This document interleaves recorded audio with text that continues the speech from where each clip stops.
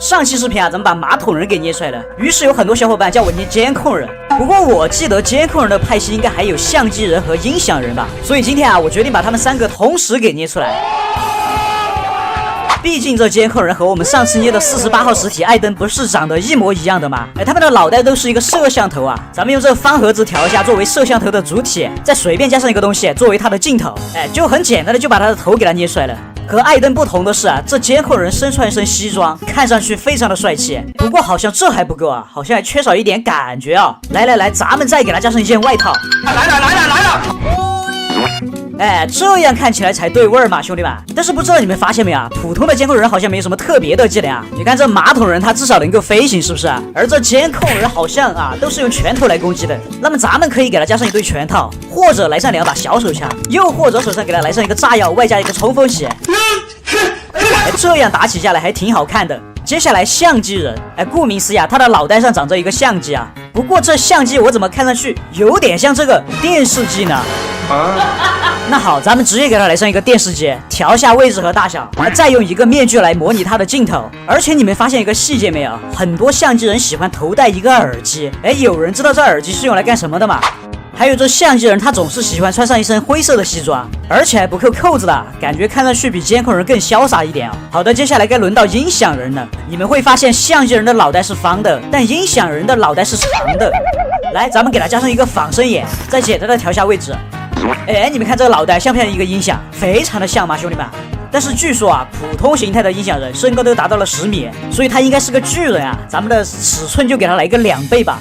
左手一个蜡烛冰之手，右手一个冰霜巨人的拳头。完了，再给音响人加上一个怒吼技能吧，毕竟他的声音肯定是非常大的，能够使出声波攻击。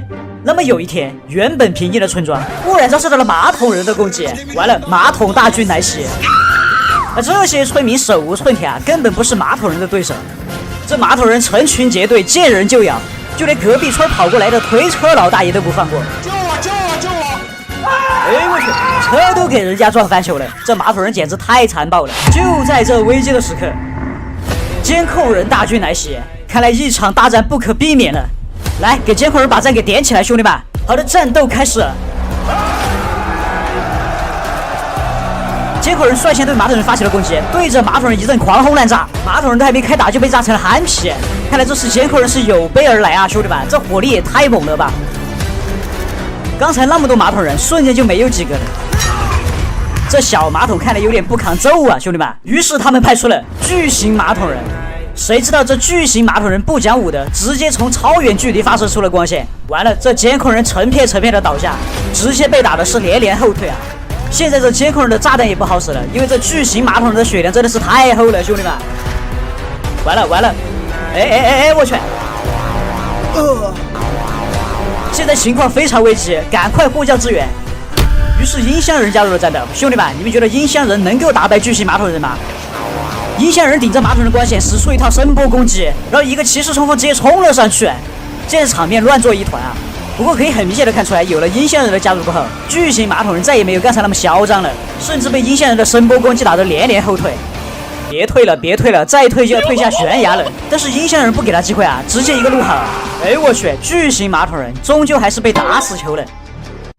好的，欢迎来到骑士试炼场。如你所见，一支长蛇阵已经部署完毕了。今天我们将派出我们最强的几位骑士来冲击红方的阵线。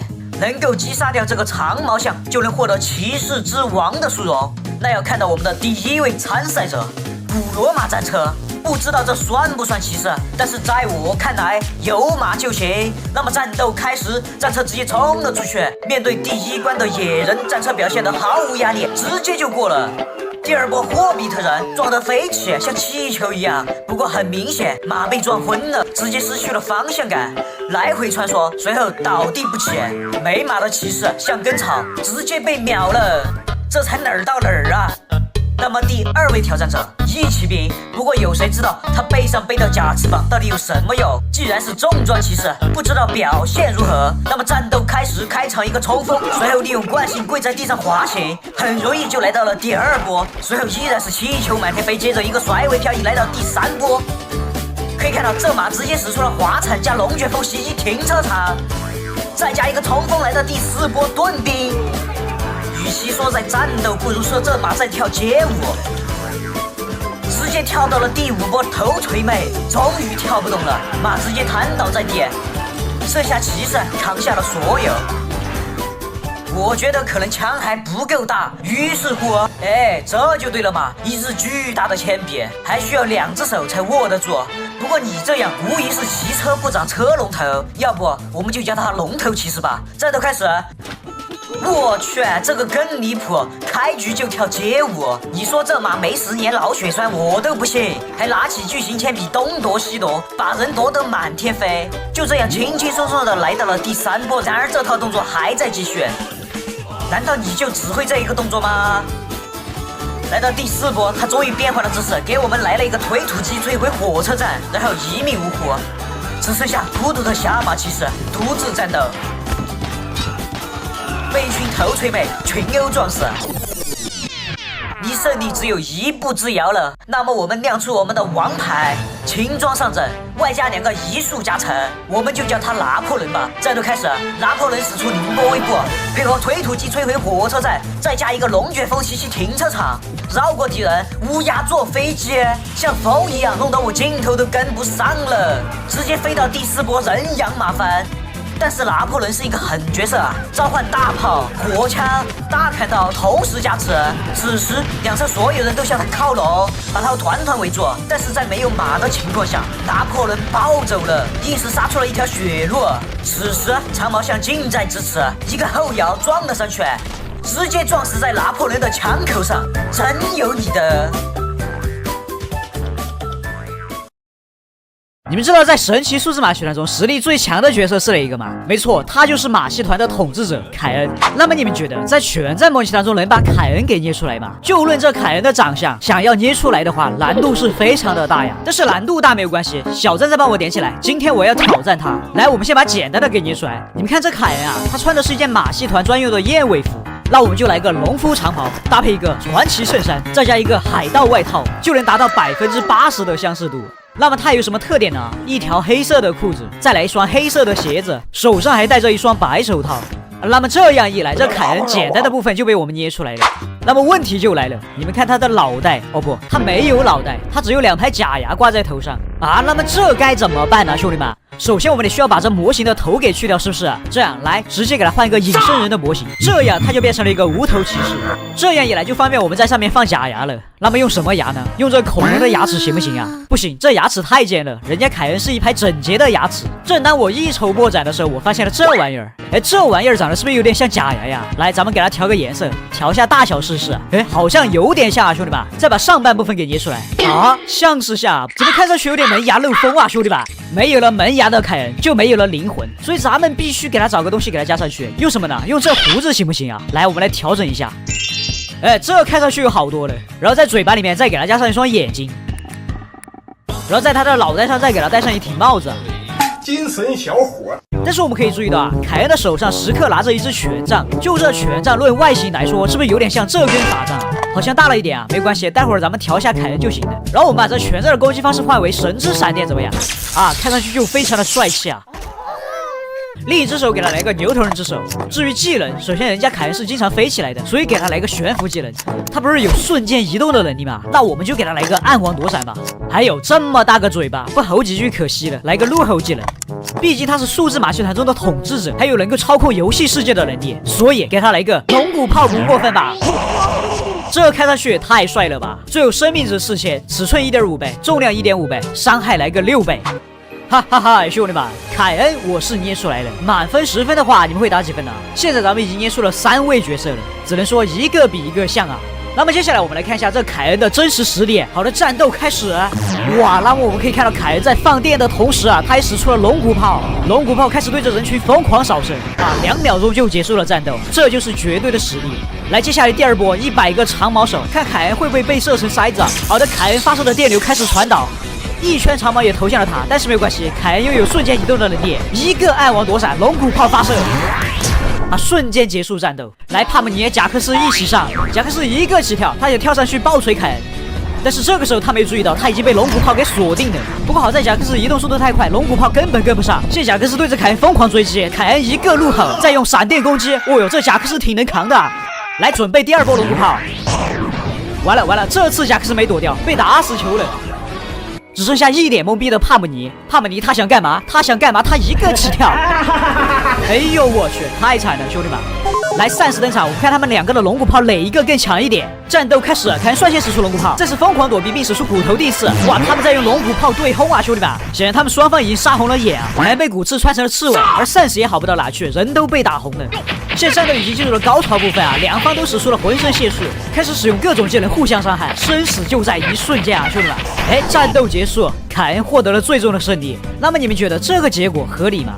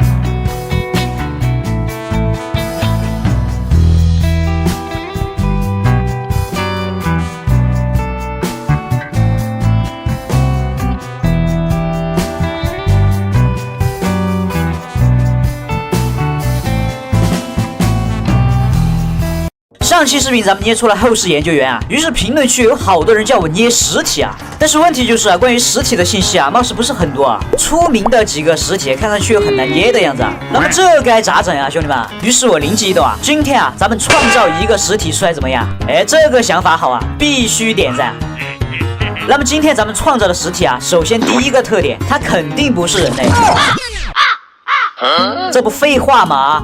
所以咱们不能用人类的身体啊，咱们用这个模型啊，怎么样？头和脚都没有啊，看上去就非常恐怖。哎，那么既然这样，咱们给他穿上一身能够把全身给遮完的衣服，然后再把颜色给调成纯黑色。你们看啊，这样一来呢，它看上去是不是就有点像一个黑色的影子啊？哎，没错啊，这个实体啊，它常常会潜伏在黑暗当中，人类一旦靠近，就将会被它拉入黑暗啊。所以一旦在后世当中发现一片异常黑暗的区域，千万不要轻易靠近啊，兄弟们。哎，话说我在考虑要不要给他加上一双眼睛啊？哎，算了算了，看上去有点违和感啊，不如给他来上一个头套吧。不过这样看上去又呆呆的啊，要不这样，咱们给他戴上一个兜帽咋样啊？这样一来，他的脸上看上去是不是就像一个深不见底的深渊啊？在深渊之中还隐藏着一双血红的眼睛。我去，兄弟们，这样看上去又帅气又恐怖啊！然后我们背上再给他加上死神触手啊。那么既然是影子啊，我觉得他应该还能分裂吧？来个自我复制啊！恐惧技能那必须得有一个，再来2套悬浮技能，让他飘在空中，并且刚才就说了，他能将人拉入黑暗之中啊，所以我们在他手上给他装备上粑粑吧，然后再把粑粑的弹药给换成鱼叉。好的，生命值不要给多了，来个1000就行了，尺寸0.7倍，移动速度2倍，伤害3倍。问题就来了，取个什么名字呢？算了算了，我先随便取一个啊，名字的事情就交给你们了，兄弟们。哎，我们暂且就称它为黑幽灵啊。虽然这个名字有点土啊，但是没有关系啊，我相信你们可以的。有好的名字就打在评论区。那么这个实体啊，可以看到非常的恐怖啊。目前啊，我们还对这个实体没有足够的了解啊，那么就暂且把它的危险等级划为7级吧，未知啊。那么好的，我们先来几个剑士来测试一下这个实体啊。好的，发射了鱼叉，鱼叉直接把剑士给拉了过去，然后很明显实体开始分裂，我去。哇，这啥呀？这是啊，这这么强的吗？有点出乎我的意料啊，兄弟们。但是经过研究发现啊，这实体在面对危险的时候还会主动逃离，打不过的时候还知道往后退啊。完了，退到墙角了，退无可退了。别打了，我不打你了。当场就掉下了悬崖。又掉了2个下来，看来这实体的分裂能力还挺强的啊，兄弟们！一个实体分裂了这么多，直接开启屠戮模式啊！太残暴了！来来来，单挑一个老国王试下，一个鱼叉拉不动没有关系，再来一个鱼叉。老国王直接被拉了过去，分身也出现了，然后老国王一脸懵逼，不知所措，直接被打懵了啊！啊！我去，你这也太残暴了吧！哦豁，老国王当场去世，看来这实体确实有那么一点凶残，所以也得请上我们的专业人员。兄弟们，你们觉得研究小队能够打败实体吗？那么这里开始，研究小队又发射了蜘蛛网，同时医疗兵被鱼叉给拉了过去。救我！救我！救我！拿来吧你！话说为什么每次受伤的总是他呀，兄弟们？想都想得到，医疗兵被拉了过去，没有活过3秒钟，嗝屁了。一切都发生的太突然了，现在还剩下最后一个枪手，那就由我来操控吧。哇塞，兄弟们，一旦被拉了过去，根本没有反抗的余地啊！现在还剩下2个拿着捕捉器的研究人员，你们觉得有机会反抗吗？你在抖叫什么？你在抖什么？好的，现在还剩下最后一个。哎，好家伙，他居然把实体给套住了。那么现在实体被困在了原地，应该是鱼叉的发射距离不够，就非常的难受。我跟你没完，你等着我！你过来呀！我他妈来了！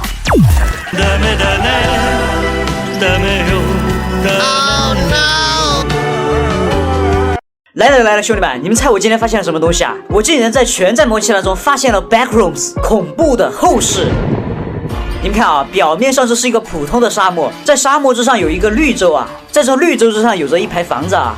但是你们细心就会发现，在这房子中间有一个地洞，那么这就是恐怖后室的入口了。所以为了探明这个后室啊，我们很快派出了专业团队。这几个家伙你们还记得吧？他们就是后室研究员。后室研究员来到了洞口啊，简单的观测了一下，就直接跳了进去。当时研究员只是感觉到了头部一阵眩晕，眼一黑啊。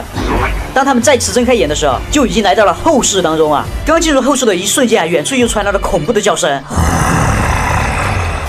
我去，居然是僵尸啊，兄弟们！我们的专业团队反应极快啊，想都没想，直接扣动了扳机。虽然咱们的后室研究员表现的是非常的专业啊，但是没想到这群僵尸直接当起了老六搞偷袭，打得咱们的后室研究员一个措手不及，这谁顶得住啊，兄弟们！哎呀，我去，这医疗兵反应不及时啊，刚落地就领了饭盒了。难道这就是传说中的落地成盒吗，兄弟们？不过好歹现在咱们还剩下4个研究员，于是继续向后室深处探索。哎，你们走哪儿啊，兄弟们？等等我啊！哇，这后视的空间做得好大呀，一眼望去都看不到尽头啊。不过为什么那3个兄弟非要往那边走啊？他们是察觉到那边有什么东西吗？没办法，咱们只能跟过去。哎，这里还有一个斯巴达战士的石像。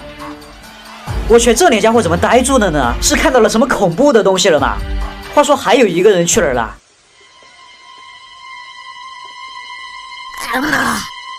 啊，他倒下了！我去，那什么东西啊？应该还没看到我，躲起来。哎，这又什么地方啊？好像是一个个游泳池。算了，咱们鼓起勇气向前。我去，居然是派对客啊，兄弟们！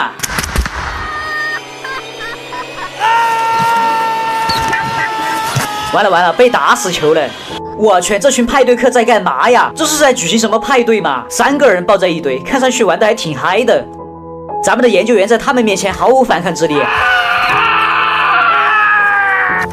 与此同时啊，后世杀手也被枪声给吸引了过来。过来！哎，还有一群小人哦，我知道了，这就是传说中的扫兴客吧？众所周知，派对客和扫兴客势不两立，仇人见面分外眼红，于是他们很快就打了起来。那么兄弟们，你们站派对客还是站扫兴客啊？反正我站扫兴客这边，毕竟人家扫兴客是人类的好朋友。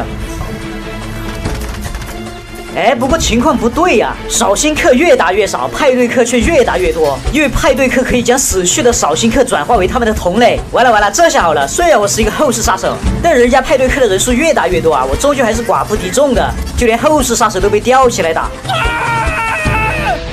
完了，后世杀手被打死球了。哎，我们这个派对客还在笑啊，看来他也没意识到问题的严重性啊，因为这个时候蓝色妖姬已经进来了。哎呦！蓝色妖姬穿着他的切尔西在后室里面跑得飞起啊！但是没曾想到这后室啊这么大的嘛，跑了半天也没找到出口。出口没有找到，找到了派对客。嗨，这下好了，蓝色妖姬大战派对客，兄弟们，你们觉得哪一边能够赢呢？哎，我去，怎么黑幽灵又跑过来了呢？完了，现在蓝色妖姬一边面对派对客，一边面对黑幽灵。哦吼！哎，他在干嘛呀？这是在跳街舞吗？不过蓝色妖姬跳街舞好像不太合适啊！你这对得起你脚上那双黄金切尔西吗？蓝色妖姬被气球掉到了墙上，于是他开始用黄金切尔西来格挡射来的弓箭，但是一不小心就把黑幽灵给踢爆球了。由此可见，黄金切尔西的威力巨大呀，兄弟们！一脚就踢死了一个派对客，然后不料他又被气球给掉到了墙上。打他！这个时候派对客对蓝色妖姬持续不断的输出。你看，一波操作下来，蓝色妖姬当场就被打自闭了。派对客小心翼翼地走上去向前查看，没想到突然一个偷袭，派对客全军覆没。哎，那么问题就来了，出口在哪儿呢，兄弟们？哎，找了半天也没找到，难道这就是出口吗？完了 ，BBQ 了，完了！这是这样的感觉。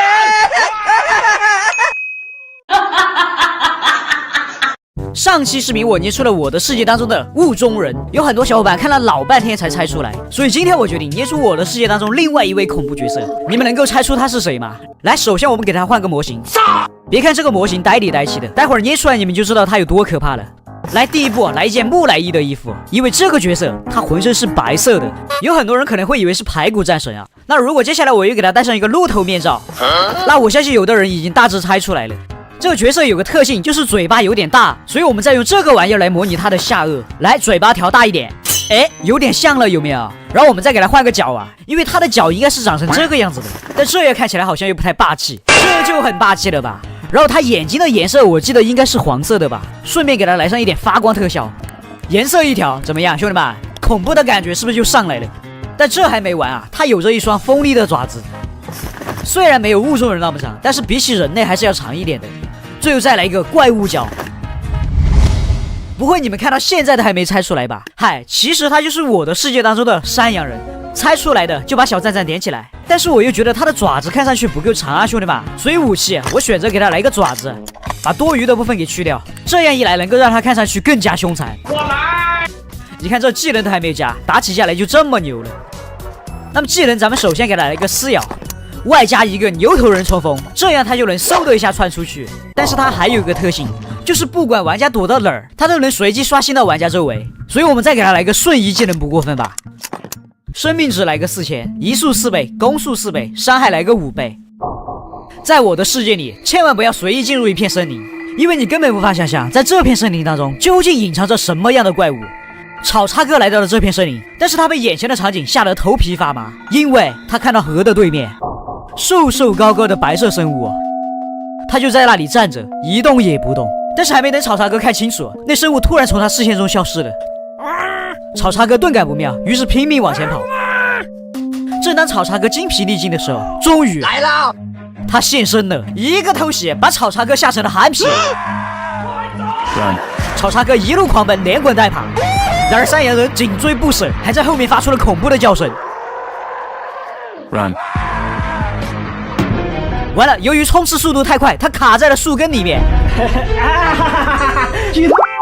哎，用力过猛，直接飞出去了。剧透来了！由于炒叉哥的失踪，村里派来了搜救小队，他们个个都是打怪物的专业人员，有魔法师，还有这手拿巨锤的锤哥。干了，兄弟们！搜救小队在密林当中打着火把，一路寻找炒叉哥的踪迹。但就在这个时候，一个白色的身影嗖的一下就窜了出来。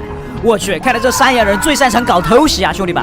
锤哥发现前面不对劲儿，赶忙上去支援，但是没想到山羊人移速极快，很快就来到了他身后。不过好在咱们人多势众啊，兄弟们，砍死他！山羊人被一顿群殴，终于被打死球了。但是此时他们忽略了一个问题：太阳下山了，森林瞬间变得一片漆黑。搜救队本想撤离，但是他们没注意到，在河的对面，一团雾气正在缓缓袭来，它穿过了一整片水面。哭哧一下，一道闪电，啊！雾中人来了，打他！虽然他们刚才战胜了山羊人，但是面对雾中人的重重迷雾，他们瞬间就有点不知所措了。法师见情况不妙啊，撒腿就跑。但在这乌漆嘛黑、伸手不见五指的黑森林当中，又怎么跑得出去呢，兄弟们？哎，你们知道目前已知后世当中最强的实体是哪一个吗？编号 No.1 1号实体，相信很多人都听过他的传说啊。没错，他就是猩红流浪者，一位身着16世纪骑士甲胄、身披红色披风的骑士，所以很多人称他为红骑士。那么今天啊，咱们准备在全战模拟器当中将他给还原出来。小伙伴们，这还不赶快把赞给点起来吗？据说红骑士将会保护所有为他点赞的人。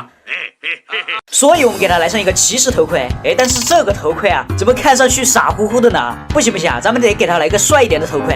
哎，这个头盔啊，你们绝对没有见过，是不是非常的帅气？那么既然头盔都有了，是不是应该还有与之配套的盔甲呀？来，我们来找一下，我相信肯定非常的帅气。